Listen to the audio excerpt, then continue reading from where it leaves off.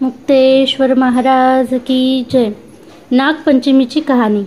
अहो नागोबा, तुमची कहाणी ऐका। आटपाट नगर होतं, तिथं एक ब्राह्मण होता। त्या ब्राह्मणाला 5-6 सुना होत्या। श्रावणात नागपंचमीसाठी त्या कोणी आजोळी, कोणी पंजोळी तर कोणी माहेरी गेल्या।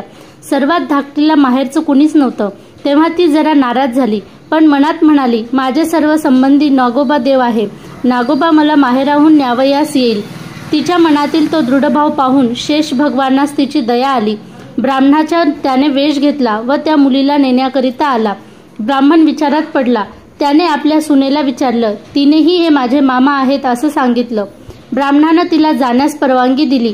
वेशधारी मामांनी तिला आपल्या वारुळात नेले व खरी हकीकत तिला सांगितली आणि फणीवर बसवून आपल्या बिळात घेऊन गेला। आपल्या बायका मुलांना ताकीद दिली की हिला कुणीच जाऊ नका। एके दिवशी नागाची नागिन बाळंत होऊ लागली, तेव्हा हिला हातात दिवा धरायला सांगितलं। पुढं ती व्याली, तिची पिल्लं वळवळ करू लागली। ते पाहून ती घाबरून गेली व हातातील दिवा खाली पडला। पिल्लांच्या शेपट्या भाजल्या। नागिनीला राग आला। तिनं नवऱ्याला सांगितलं। तो म्हणाला, आपण तिला लवकरच सासरी पाठवू। पुढं ती पुन्हा आनंदानं वागू लागली।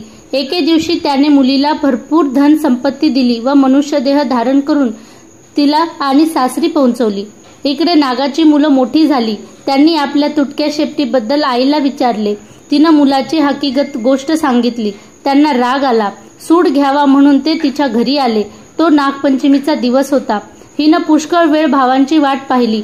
ते येत नाहीत म्हणून पाटावर व भिंतीवर नागांनी चित्र काढली। मनोभावे पूजा केली व प्रार्थना केली। हे नागोबा देवा, तुमचा जय हो। लांडोबा पुंडोबा हे माझे भाऊ जिथे असतील तिथे खुशाल असू देत, सुखी राहू देत असे म्हणून नमस्कार केला। नागाच्या मुलांनी हे सर्व पाहिलं। ही आपली मनोभावे पूजा करते, श्रद्धायुक्त अंतःकरणाने प्रार्थना करते याची त्यांना जाणीव झाली। त्यांच्या मनातील राग दूर झाला व तिच्याविषयी करुणा निर्माण झाली। पुढे त्या दिवशी तिथं ते राहिले। दूध पाणी ठेवतात, त्यास पहाटेस एक नवरत्नाचा हार ठेवून आपण निघून गेले। दुसऱ्या दिवशी तिने हार उचलून गळ्यात घातला। जसा तिला नागोबा प्रसन्न झाला तसा तुम्हा आम्हा हो। ही 60 उत्तराची कहाणी 5 उत्तरी सुफळ संपूर्ण। मुक्तेश्वर महाराज की जय। अवधूत चिंतन श्री गुरुदेव दत्त।